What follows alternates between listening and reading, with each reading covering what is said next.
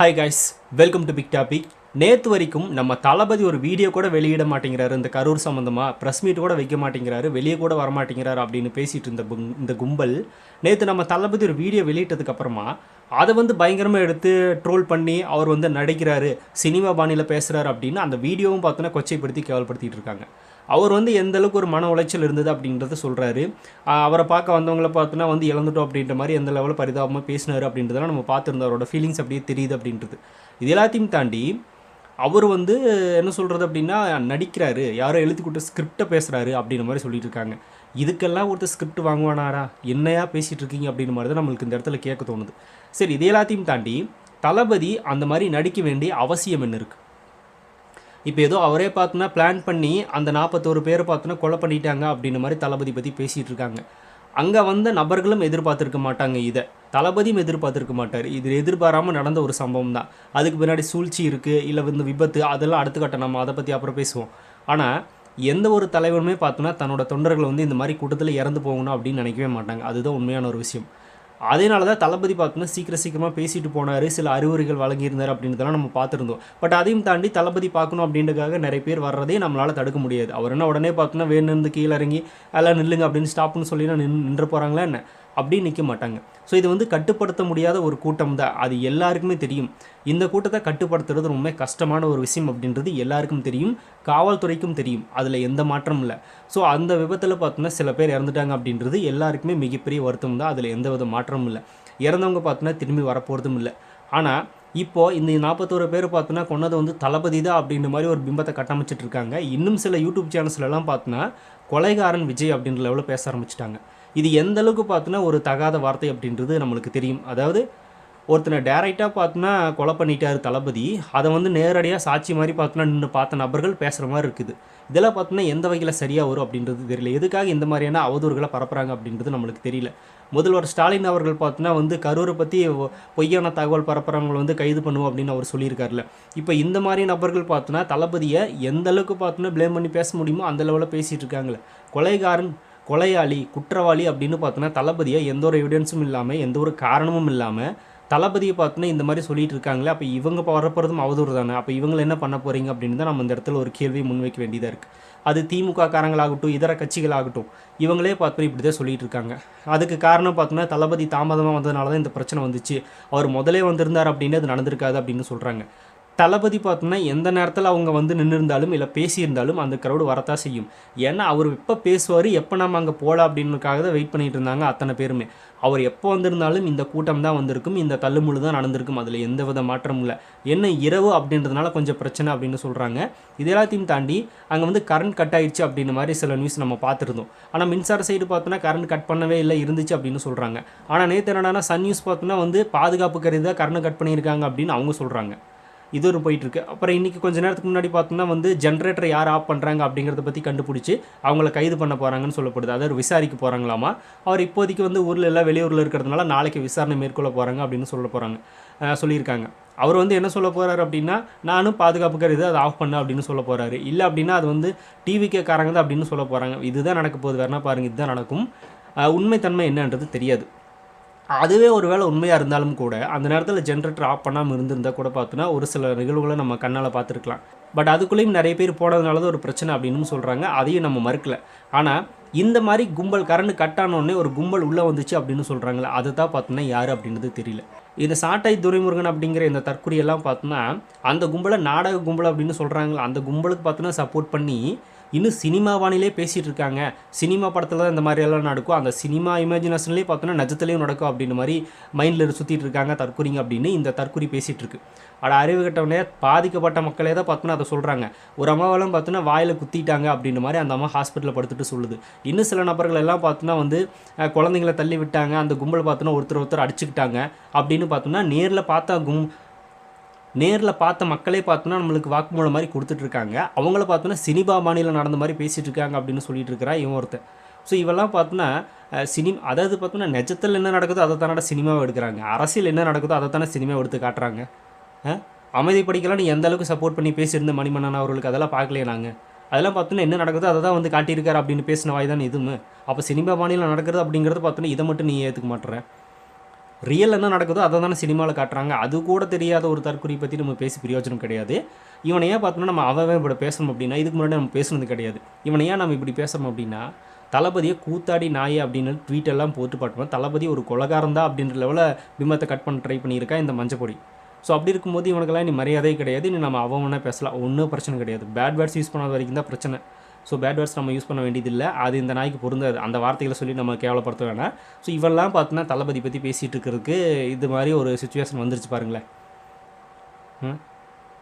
சரி ஓகே, இந்த தற்கூறுதே அப்படின்னா இன்னொருத்த யார் அப்படின்னா இந்த இடுமாவன மூர்த்தியோ கார்த்தியோ அவன் என்ன சொல்லிட்டு இருக்கா அப்படின்னா நேற்று தளபதி பேசின அந்த வீடியோ நாடகமாமா, அப்படியே சினிமா ஷூட்டிங் மாதிரியே இருந்துச்சு, அது நாடகமாமா.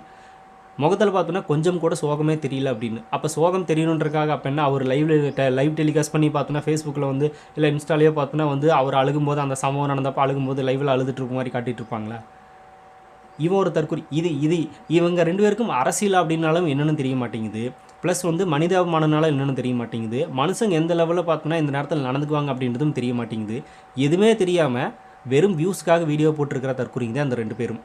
ஃபஸ்ட்டு வந்து விஜய் பற்றி பேசினா விஜய் ரசிகர்கள் பார்ப்பாங்க, ஓகே நம்ம அப்படி பேசிகிட்டு இருந்தோம். ஆனால் இப்போ விஜய் பற்றி திட்டி பேசணும் அப்படின்னா திமுக காரன் பார்க்குறா, பிஜேபி காரன் பார்க்குறா, அப்புறம் நம்ம கட்சிக்காரங்களும் சேர்ந்து பார்க்குறாங்க, இன்னும் இதர கட்சிக்காரங்களும் எல்லாம் சேர்ந்து பார்க்குறாங்க, நல்லா வியூஸ் வருது, ஓகே நம்ம போடுவோம் அப்படின்னு தளபதி பற்றி நெகட்டிவான விஷயங்களை பார்த்தோன்னா லூசுத்தனமாக எந்த ஒரு காரணமும் இல்லாமல் எந்த ஒரு ஆதாரமும் இல்லாமல் பார்த்தோன்னா பேசுகிறதே உங்களோட வேலையை. வியூஸ்க்காக வீடியோ போட்டிருக்கிற தற்கொலைங்கன்னா இந்த தற்கொலைங்க தான். கொஞ்சம் சில்லறை பார்க்கலாம்ல. இந்த கரூரை வச்சு பார்த்தோன்னா நல்லா சில்லறை பார்த்துட்டானுங்க. சரி ஓகே, அதுக்காக தான் வீடியோ போடுற குரூப் இது எல்லாத்தையும் தாண்டி ஸ்டாலின் அவர்களுக்கு ராயல் சல்யூட் அப்படின்னு சொல்லிட்டு இருக்கிறான் இந்த குரூப்பு. எதுக்காக அப்படின்னா அவர் மேலே என்னதான் அரசியல் விமர்சனங்கள் இருந்தாலும் என்னதான் பார்த்தோன்னா எதிர்ப்பு இருந்தாலும் அந்த தூக்கத்தை தொலைச்சிட்டு பார்த்தோன்னா வந்து நின்னார்ல, அதுக்காக பார்த்தோன்னா ஒரு ராயல் சல்யூட் ஆமாம். அப்போது அவர் உடனே கிளம்பி வந்ததுனால உனக்கு சந்தேகமெல்லாம் எதுவும் வரல, இது வந்து பிளான் பண்ண செய்யப்பட்டது அப்படின்ற மாதிரி சந்தேகமெல்லாம் எதுவும் வரல, அதை பற்றி பேசவும் இல்லை. அவர் வந்ததுனாலே பார்த்தோன்னா ராயல் சல்யூட். இதுலேருந்தே தெரிஞ்சிச்சுல இந்த தற்கொலை திமுகவோட கொத்திருமை அப்படின்னு. திமுக கிட்ட தான் பார்த்தோன்னா போயிருக்கா அப்படின்றது நம்ம எத்தனை டைம் சொன்னாலும் இந்த குரூப் நம்ப மாட்டேன்னுச்சு. இப்போ இதை வச்சே பார்த்தோன்னா நம்ம சொல்லலாம்ல. நைட் நேரத்தில் போனது பார்த்தோன்னா இவங்க வந்து பெருமையாக நினைக்கிறாங்க. சரி ஓகே, அவர் தான் முதலமைச்சர், அவர் தானே போகணும், வேறு யார் போவா? நாட்டில் என்ன நல்லது கெட்டது நடந்தாலும் அவர் தான் போய் நிற்கணும், அவரோட கடமையை அவர் செஞ்சுருக்காரு. அதுக்கு என்ன ராயல் சல்யூட்டு? சரி சல்யூட் கொடுத்துட்டு போ, அதுவும் பிரச்சனை, அது ஒன்றும் தப்பு கிடையாது. ஆனால் இதே கள்ளச்சாராயத்தை இறந்ததுக்காக பார்த்தோன்னா ஸ்டாலின் அவர்கள் ஏன் வந்து நிற்கல அப்படின்னு பேசுனதும் இந்த தற்கொலை தான். தூய்மை பணியாளர்கள் பிரச்சனைக்கு ஏன் ஸ்டாலின் அவர்கள் இப்போ வரைக்கும் போய் மீட் பண்ணல அப்படின்னு கேட்டதும் இதே தற்கொலை தான். இது எல்லாத்தையும் தாண்டி வேங்காய வயலுக்கு ஏன் போகல அப்படின்ற கேள்வியை எப்போ பார்த்தாலும் கேட்டிருப்பான். அதையெல்லாம் இந்த தற்கொலை பார்த்தோன்னா மறந்துட்டாப்புலன்னு நினைக்கிறேன். அதுக்கெல்லாம் ஏன் போகல அப்படின்னு கேட்டிருந்தவர் இப்போ திடீர்னு பார்த்தோன்னா வந்து நின்னதுக்காக ராயல் சல்யூட் அப்படின்னா இதில் பார்த்தோன்னா என்ன மாதிரியான இவங்க என்ன மாதிரியான அரசியலை முன்னெடுக்கிறாங்க, இவங்க யாருக்கு இப்போ சப்போர்ட் பண்ணிகிட்டு இருக்காங்க, எங்கே பார்த்தோன்னா 200 ரூபாய்க்கு கை நீந்திட்டு இருக்காங்க அப்படின்ற மாதிரி நம்மளுக்கு ஒரு சந்தேகம் வருதா இல்லையா? சரி ஓகே, அது நீ வாங்கினா சப்போர்ட் பண்ணிட்டு போகிற பிரச்சனை கிடையாது. சம்மந்தமே இல்லாமல் தளபதி பார்த்தோன்னா ஒரு குற்றவாளி மாதிரி பேசிகிட்டு இருக்காங்களே இந்த குரூப்பு, இது என்ன சொல்கிறது? அவர் என்னமோ பார்த்தோன்னா வேணும்னே 40 பேரை வர வச்சு கொலை பண்ண மாதிரி பேசிகிட்டு இருக்காங்க. அது பார்த்தோன்னா தளபதிக்கே தெரியாமல் நடந்தது அந்த விபத்து. அவங்க வந்தவங்களும் கூட பார்த்தோன்னா இது எதிர்பார்த்துருக்க மாட்டாங்க, இப்படி ஒன்று நடக்கும், நம்ம இந்த மாதிரி இறந்துருவோம் அப்படின்னு அவங்களே நினச்சிருக்க மாட்டாங்க. ஸோ இந்த மாதிரி நம்மளே பார்த்தோன்னா இந்த மாதிரி ஒரு 41 பேர் இறந்துட்டாங்களே அப்படின்ற மாதிரி ஒரு வருத்தத்தில் இருந்தால் அதை வச்சு அரசியல் பண்ணிகிட்டு இருக்கானுங்க இந்த தற்கொலைங்க. திமுக ஒரு சைடு தளபதியே குற்றம் சாட்டிகிட்டு இருக்கு. அதுக்கப்புறமா இந்த பக்கம் பார்த்தோன்னா இந்த நாம் டம்மி கட்சிக்காரங்க இல்லை தளபதியே சொல்லிட்டு இருக்காங்க. ஆனால் இதுக்கு ப்ராப்பராக பர்மிஷன் கொடுத்தது யார் அப்படின்னா காவல்துறை. இவங்க சைடு யாருமே இந்த தற்கொலைங்க பேசுகிறதே இல்லை. அதாவது ஒரு போதுமான பாதுகாப்புன்றது இல்லை அப்படின்றது அங்கே இருக்கிற மக்களே சொன்னாலும் கூட அதெல்லாம் நீ சொல்லக்கூடாது, நாங்கள் சொல்கிறத நீ கேள், இதுதான் உண்மை, நீ எல்லாம் சொல்கிறதெல்லாம் நான் நம்ப முடியாது, நாங்கள் இந்த மாதிரி தான் பேசுவோம் அப்படின்னு மக்களுக்கு எதிராக பேசிகிட்டு இருக்காங்க இந்த நாம் டம்மி கட்சி, இந்த திமுக ஆஃபீஸ் எல்லாருமே. இதுதான் பார்த்தோன்னா வந்து இவங்களுக்கு மனிதாபிமானமாக தெரியுது. சரி தளபதி பார்க்குறக்காக தான் வந்து இறந்துட்டாங்க அப்படின்றது உண்மைதான், அது யாரும் மறுக்கல, ஒத்துக்கிறோம். ஆனால் தளபதி நினச்சிருப்பாரா அப்படி நடக்கும் அப்படின்னு ஸ்டாலின் அவர்களே கூட சொல்கிறாரு, எந்த ஒரு தொண்டனும் பார்த்தோன்னா இறந்து போகணும் அப்படின்னு சொல்லி எந்த அரசியல்வாதியும் நினைக்க மாட்டா அப்படின்னு. அவரு கூட பார்த்தோன்னா தளபதிக்கு சப்போர்ட்டாக தான் அந்த இடத்துல பேசியிருந்தார். ஆனால் இவனுங்க அது பார்த்தோன்னா தளபதினால தான் நடந்துச்சு, தளபதி தான் கொலைகாரன், அவர் தான் கொலையாளி அப்படின்னு அவரை பார்த்தோன்னா ப்ளேம் பண்ணி இப்போ வரைக்கும் பேசிகிட்டு இருக்காங்க. இந்த மாதிரி ஒரு அவதூறு இவங்க பரப்பிட்டு இருக்காங்க அப்படின்னு ஸ்டாலின் அவர்கள் பார்த்தோன்னா ஒரு உத்தரவு போடணும், இந்த மாதிரி தளபதி மேலே அவதூறு பரப்பிட்டு இருந்தீங்க அப்படின்னா உங்களையும் கைது செய்வோம் அப்படின்னு இவங்களுக்கு ஒரு லிஸ்ட் எடுத்து இவங்கள கைது பண்ணுங்க, அப்போ வேணால் நாங்கள் ஒத்துக்கிறேன், சமத்துவம் தான், சமூக நீதி தான் அப்படின்னு. இவங்க எதிர்த்தரப்பினரை பார்த்தோம்னா என்ன வேணால் பேசலாம், ஆனால் இவங்கள பார்த்தோன்னா பேசக்கூடாது, அந்த ஒரு நோக்கம் தானே இது அப்படின்ற மாதிரி தான் இந்த இடத்துல தோணுது. இல்லை அதெல்லாம் உண்மை கிடையாது அப்படின்னா இது வரைக்கும் தளபதி பார்த்தோன்னா குற்றவாளி மாதிரி சித்தரித்து அவர் ஒரு கொலைகாரன் வாயிலே சொல்லி வீடியோ போட்டுட்டு இருந்த அவளையெல்லாம் பார்த்தோன்னா தூக்கி உள்ள வைங்க அப்படின்றத நம்ம சொல்லிக்கிறது. அதை பண்ணுவாங்களா அப்படின்றத பார்க்கலாம். தளபதிக்கும் பார்த்தோன்னா இந்த சுச்சுவேஷன் அப்படிங்கிறதெல்லாம் புதுசு தான். இதுக்கு முன்னாடி இந்த மாதிரியெல்லாம் அவர் ஹேண்டில் பண்ணியிருக்கவே மாட்டார். அதை அவரே சொன்னார். என்னோடய வாழ்க்கையில் பார்த்தோன்னா இவ்வளோ பெயின் வந்து நான் அனுபவிச்சது கிடையாது, இப்படி ஒரு சம்பவத்தை நான் அனுபவிச்சது கிடையாது அப்படிங்கிற மாதிரி சொல்லியிருந்தார். அது அவருக்கும் புதுசு தான், நம்மளுக்கும் புதுசு தான். எல்லாருமே அரசியலுக்கு புதுசு அப்படிங்கும்போது அவருக்கு அந்த சுச்சுவேஷனில் என்ன பண்ணணும் அப்படின்றதே கொஞ்சம் புரியாமல் இருந்திருக்கலாம்.